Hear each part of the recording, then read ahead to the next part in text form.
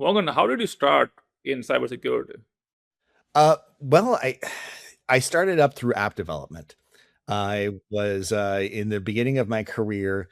Uh, very first things I did in my career were technical writing and website development work, and I was in the automated testing side of QA, and just watching continuously all the lockdown that we had to do for every platform.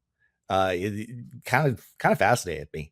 I'm you know I am, like I said, I'm a compliance geek, and I come from uh, a lot of engineers and legally minded people and whatever. I'm the person who likes to watch Law and Order and say, oh yeah, that's right. No, that's not that's not a thing in maybe that's a thing in New York, but not here.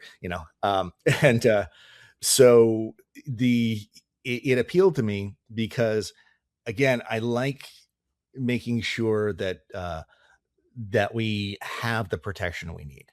And working, having sort of gotten into fintech a lot over the years, there's always you know this emphasis on not just protection, but all sorts of policy and defining, kind of level set rules that we need.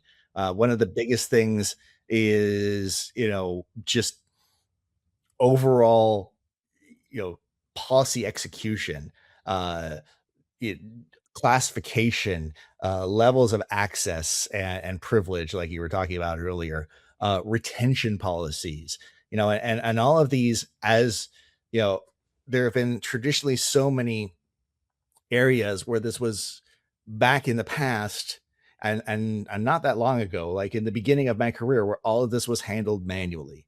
Right? It's literally somebody going into a Microsoft panel and saying, "Yeah, Vishal should have admin access, but um, Jeff should not, and Kishore should, and etc." Right? And then people going through document storage or whatever it may be and saying, okay, well, these have manually hit the policy, and realizing that this is just levels of not just busy work, but things that humans are inclined to mess up. We are not perfect, right? We're going to inevitably, when dealing with things like platform connection or document retention or policy or whatever, we're going to make mistakes. And how do you shore that up? Because in